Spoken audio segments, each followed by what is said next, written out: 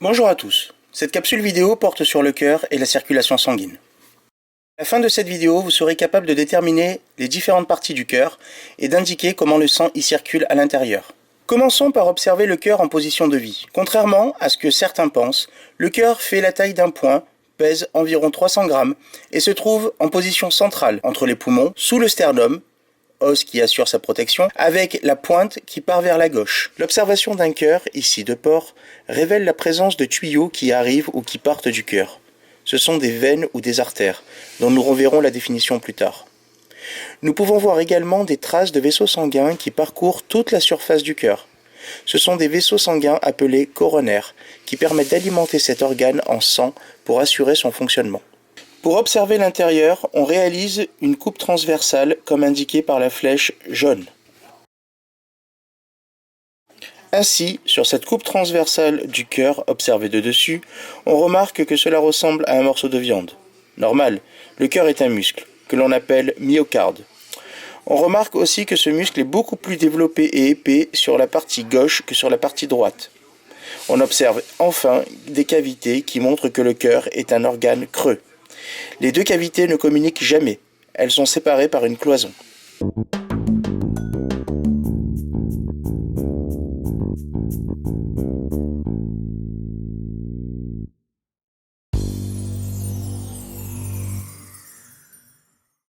Attention, avant d'observer le schéma du cœur mis à plat, je vous rappelle que par convention, ce qui se trouve à droite sur un schéma se situe sur la gauche du corps, et ce qui est à gauche sur le schéma se situe sur la partie droite du corps. Il convient donc à chaque fois de replacer un organe en position de vie. Mis à plat sur un dessin, on remarque que le cœur est composé de deux parties séparées par une cloison, comme nous l'avons vu tout à l'heure sur la dissection. Certains parlent d'un cœur droit et d'un cœur gauche, bien qu'il n'y en ait qu'un seul en fait.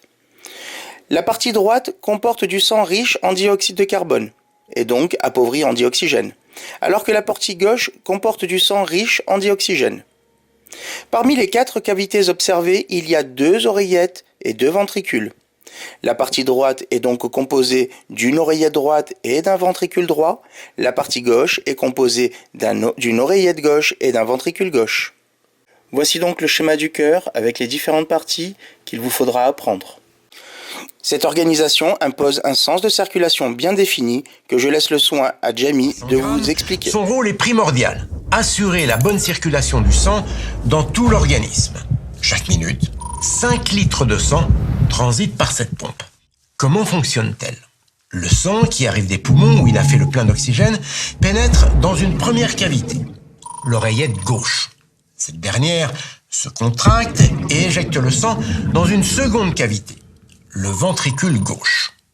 En se contractant à son tour, le ventricule gauche envoie le sang dans l'organisme où il va alimenter les cellules en oxygène et les débarrasser du dioxyde de carbone qu'elles ont accumulé. Le sang, cette fois-ci, chargé en dioxyde de carbone, revient vers le cœur où il pénètre dans l'oreillette droite qui se contracte. Le sang passe alors dans le ventricule droit, qui se contracte à son tour pour envoyer le sang vers les poumons où il va se débarrasser du dioxyde de carbone et s'enrichir en oxygène. Alors pour mieux comprendre, on a d'abord expliqué ce qui se passait à gauche puis à droite. Dans la réalité, les deux parties fonctionnent en même temps. Contraction des oreillettes, remplissage des ventricules, contraction des ventricules, éjection du sang, soit vers les poumons, soit vers le reste de l'organisme. Tout ça au rythme de 60 à 80 battements par minute quand on est au repos, plus du double lorsque les efforts physiques sont intenses. Vous avez pu observer que les valves cardiaques séparant les cavités, oreillettes et ventricules, empêchent le retour du sang en arrière. C'est d'ailleurs la fermeture de ces valves qui sont à l'origine des bruits du cœur.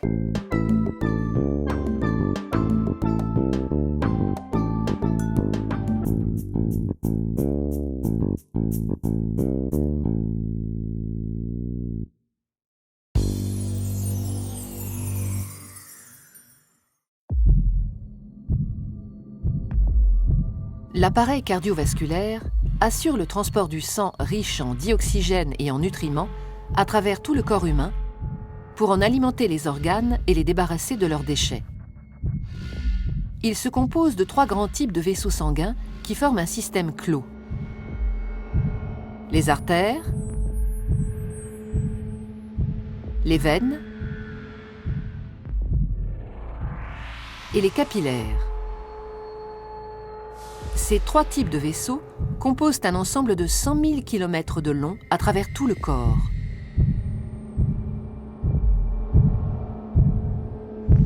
Une artère transporte le sang du cœur vers les organes.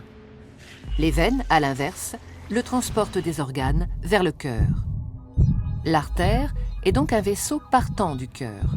La veine, un vaisseau arrivant au cœur.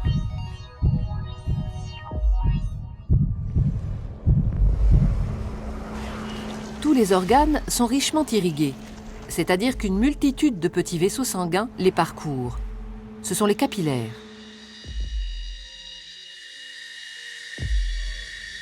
Les capillaires relient entre elles artères et veines dans les organes. C'est donc au niveau de ces vaisseaux très fins que les échanges se font entre le sang qui apporte nutriments et dioxygène et les organes qui se débarrassent du dioxyde de carbone et des autres déchets. Plus un organe est actif, plus l'apport de sang et les échanges sont importants.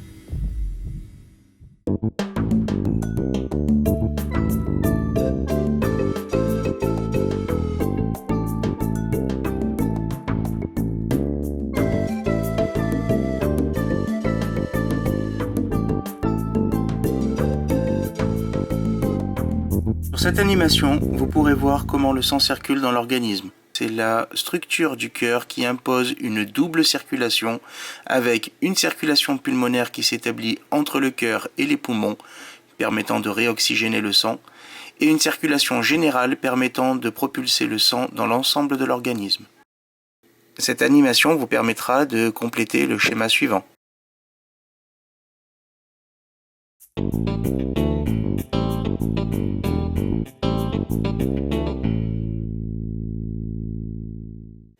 Cette vidéo est à présent terminée. Au revoir, à bientôt en classe.